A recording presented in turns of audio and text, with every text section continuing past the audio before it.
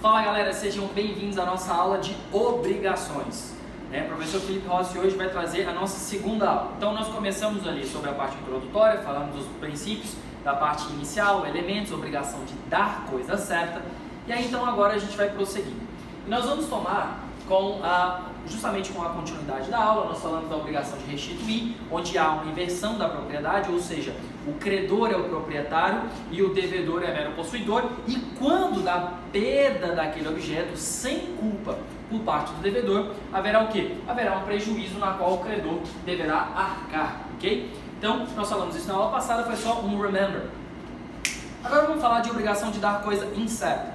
Pois bem, a obrigação de dar coisa incerta vai estar relacionado a quando eu não tiver um objeto determinado, singularizado. Em que sentido, professor? Eu vou lá e falo o seguinte: eu quero comprar um café.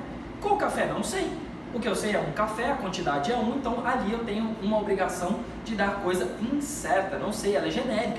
Agora, vamos lá. Nós temos que ter algum elemento objetivo para isso. E o primeiro deles é a determinação do gênero e da quantidade. Eu quero comprar 2 vacas. Comprei 2 vacas. Beleza, comprei 2 vacas. Quais vacas? Não sei. Quando me for entregue, vão ser entregues 2 vacas. Eu não individualizei elas. Isso quer dizer que ela fica sujeita à determinação. E eu puxei um gancho já sobre a mutação da obrigação. Como assim, professor? Vamos pegar esse exemplo das vaquinhas. Eu comprei 2 vaquinhas na fazenda de qualquer um de vocês. Então eu vou lá, comprei 2 vacas. No dia 23 de maio, eu vou lá pegar as 2 vaquinhas. Quando eu chego lá, perceba que eu disse que quando eu chegar lá, eu vou pegar as 2 vaquinhas. Então, a determinação sobre a obrigação, quer dizer, o objeto só vai ser individualizado de fato quando eu chegar no dia 23 para buscar as vacas. E aí, de fato, ali eu vou ter a individualização dela. É importante a gente ressaltar que a regra geral, quando eu tenho uma obrigação de dar coisa incerta, é que o devedor escolhe.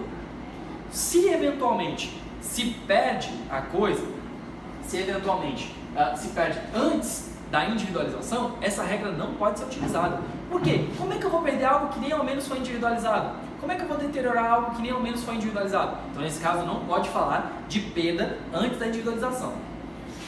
Regra geral, escolha cabe ao devedor. O devedor vai lá e escolhe para ti. Ele chegou então para mim com 2 vaquinhas. Beleza, show. De fato, cabe a ele a escolha.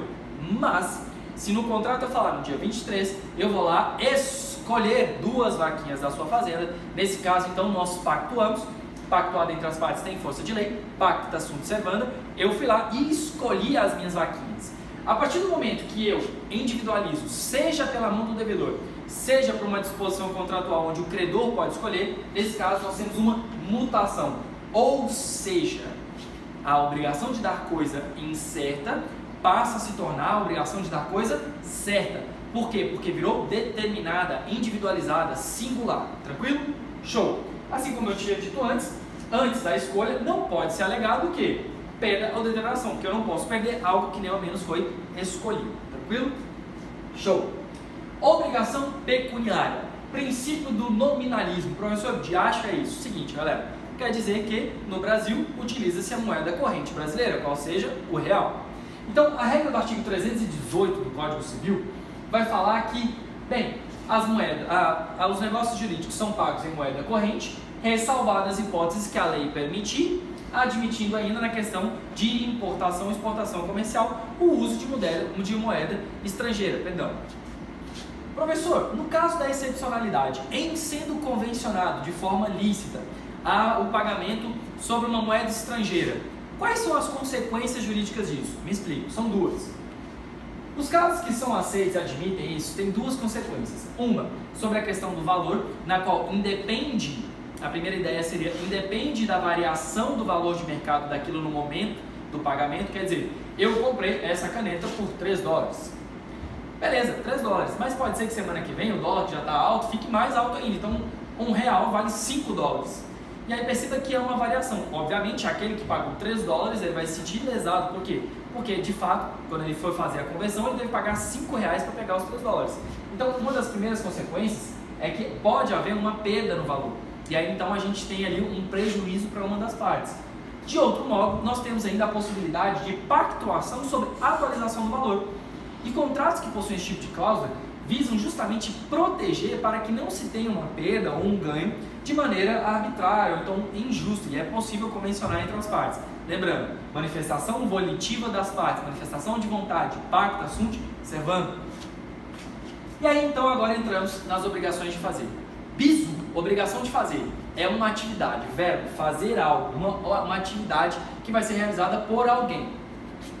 Quais são as espécies? As espécies são fungíveis, ou seja, que podem ser substituídas, ou infungíveis, que não podem ser substituídas. Eu consigo que um terceiro pinte o muro da minha casa, quer dizer, eu contratei o Joaquim para pintar o muro, só que ele não foi. Pode ser substituída para que o Augusto pinte o muro da minha casa? Pode, então ela é fungível, é possível, plenamente. Agora, eu consigo substituir o Leonardo da Vinci para pintar uma hora? Opa, aí eu não consigo. Eu consigo outra pessoa para cantar Gustavo Lima, que não seja Gustavo Lima, para fazer o show dele? Opa, não tem como. Então, nesse caso, nós vamos falar de obrigações infungíveis, que não é passível de substituição, também chamado de intuito personal. E professor, e se eventualmente aquela pessoa que predispôs a uma obrigação de fazer se recusa a fazer? Quer dizer, eu posso obrigar no meio da chibata ali lá, levar pela prisão, calma, não é assim. Você não pode obrigar a fazer algo senão em razão de lei. Mas o direito civil também se preocupou com isso, quer dizer, seria muito injusto a gente pensar só na reparação de danos. Então, no primeiro momento, no caso de recusa, a regra geral é que converte-se em perdas e danos, artigo 247. E aí a teoria é chamada teoria do dogma da intangibilidade da vontade humana, quer dizer, você não pode obrigar, compelir a pessoa a ir lá e fazer mediante chibatada, isso não pode. Mas o direito ele começou a se preocupar com isso, pensando, também não é justo que se converta somente em perdas e danos, quer dizer, há uma pactuação entre as partes. E aí, em razão disso, o direito teve que se manifestar por outras vias para buscar essa tutela específica. Um dos exemplos que a gente tem, além de busca e apreensão de pessoas, de bens, de coisas, é a ideia de multas diárias, que são as chamadas astraentes, ou seja, quando do pedido da sua ação, o juiz pode determinar que ele cumpra aquela atividade, a obrigação de fazer, mais uma indenização, umas perdas e danos, e ainda colocar uma multa diária pelo descumprimento. Então, digamos que uma empresa foi contratada para fazer determinado tipo de edificação, ela não faz, e aí no final ela é condenada. Então aí o juiz coloca uma multa diária para caso de descumprimento onde ela não exerça de fato aquele trabalho. Daqui a pouco a gente vai explicar um quadro. Ademais, a gente ainda tem que bater sobre a questão das hipóteses onde o devedor não tem culpa pela impossibilidade de exercer aquela atividade. Então, por exemplo, digamos que eu vou dar uma palestra lá no estado do Espírito Santo. Sei que tem uma galera do Espírito Santo que acompanha aí também as nossas aulas. Então, eu fui contratado para dar essa aula lá. Só que antes de ir para lá, acontece que eu peguei um resfriado, não me acompanho de todas as hipóteses possíveis, me cuidando direitinho, mas acabei ficando sem voz. Fiquei atônito, não estava mais falando, né?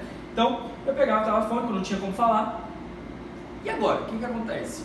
Isso se deu por minha culpa? Não, aconteceu, infelizmente.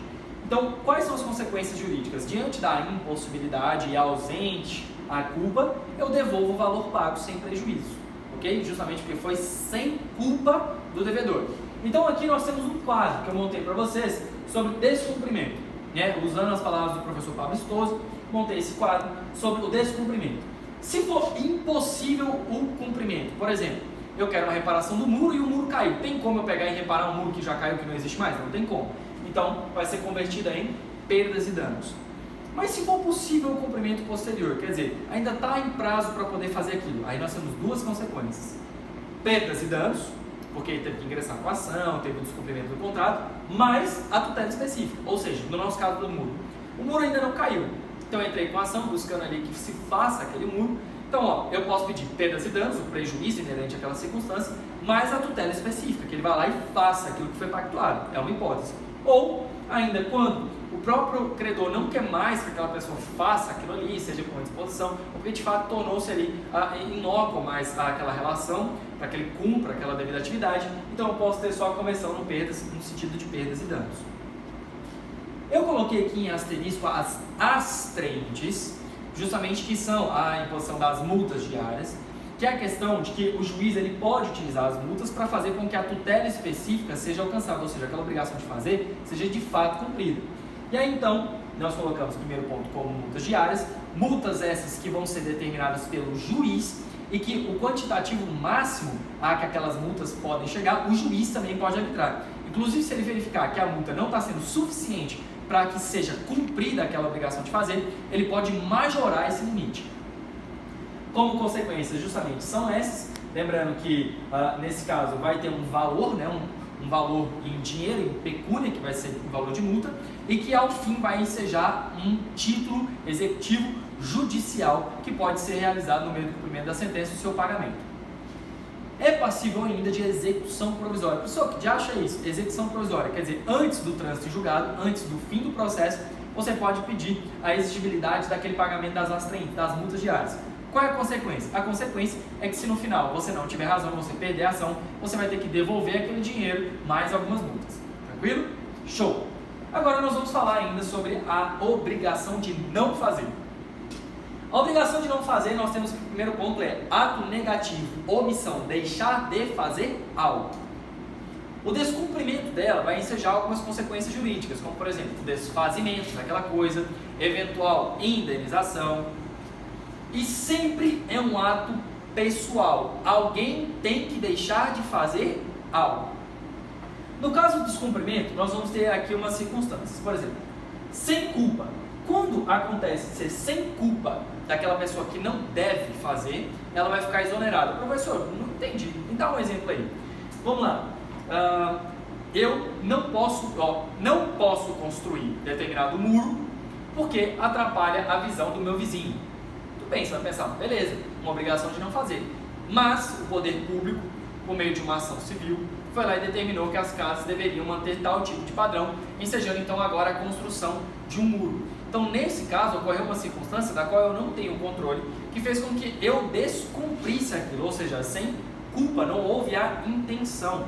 Então, nessa circunstância, ou quando advier uma lei posterior que não permita mais eu cumprir esse deixar de fazer algo.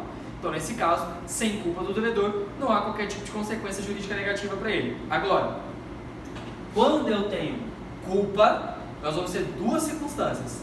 Se eu tenho culpa, eu fui lá e escolhi levantar um muro. Beleza, duas consequências podem acontecer. Primeiro, a conversão desse dano em perdas e danos, ou seja, uma reparação daquilo. E o segundo ponto, que além das perdas e danos, ainda ocorre o desfazimento daquilo que foi realizado. Não pode construir. Brasília tem uma prerrogativa interessante. Como ela é tombada, não se pode construir determinados locais uma altura acima daquela que é permitida. Se eventualmente, é uma obrigação de não fazer, se eventualmente ela for descumprida, o que vai incorrer? Na necessidade do desfazimento, mais eventuais perdas e danos. E aí, por fim, nós estávamos falando do artigo 497 do CPC, e aí esse eu vou falar um pouquinho melhor em sala, justamente porque é a hipótese onde eu utilizo o processo civil para garantia do cumprimento dessa obrigação. Mas aí a gente fala na nossa próxima aula, inclusive junto com a outra turma, e muito obrigado, espero que vocês tenham aproveitado bastante a revisão. Até a próxima.